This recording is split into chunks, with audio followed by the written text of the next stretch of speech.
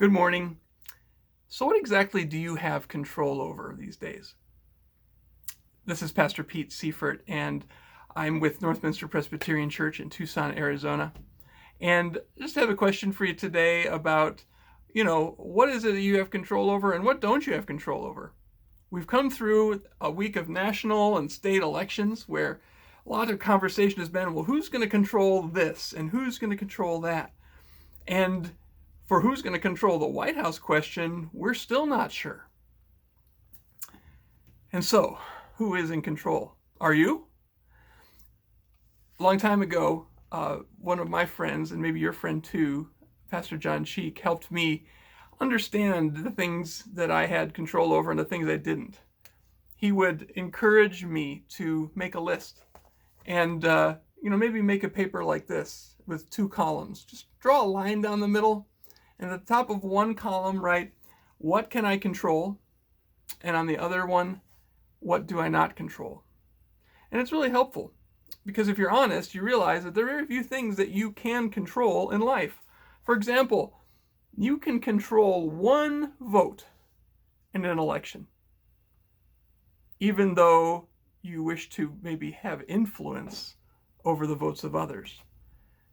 There's often a big difference between the things we can control and the things we have influence over and the things we can actually control ourselves. We can't control the outcomes to elections. And it's an interesting word, that word election. It's actually used in the Bible as well. It's interesting to think that God uses this word in the Bible, election or elect, to talk about how he chooses us, how God elects you to be his child, to be a disciple of Jesus.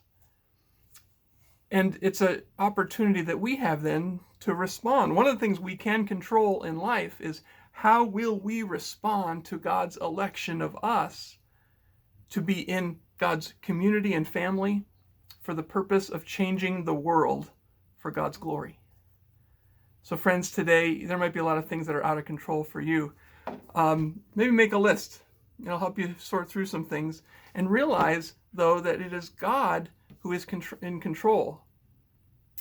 There's this verse from 2 Timothy, verse 7, chapter 1, verse 7. It says, "For God gave us a spirit not of fear, but of power and love and self-control."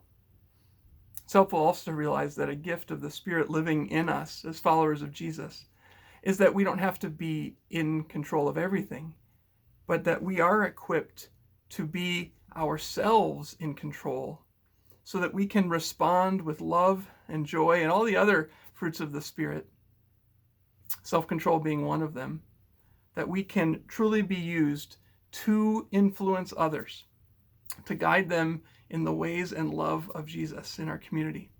So friends, be encouraged. I hope you have a wonderful weekend and realize you don't have to be in control. God is. And there are certain things that certainly you can have an influence over, but my encouragement to you would be to let go of the things you can't control and realize, though, that there might be lessons, there might be things others can learn as well as yourself in how it is that we deal with things that are out of our control. Our response is often the best clue as to how God is in our lives right now. If God is in our lives helping us, our response will be with the fruit of the Spirit that God gives to us. So God bless you. Have a wonderful weekend.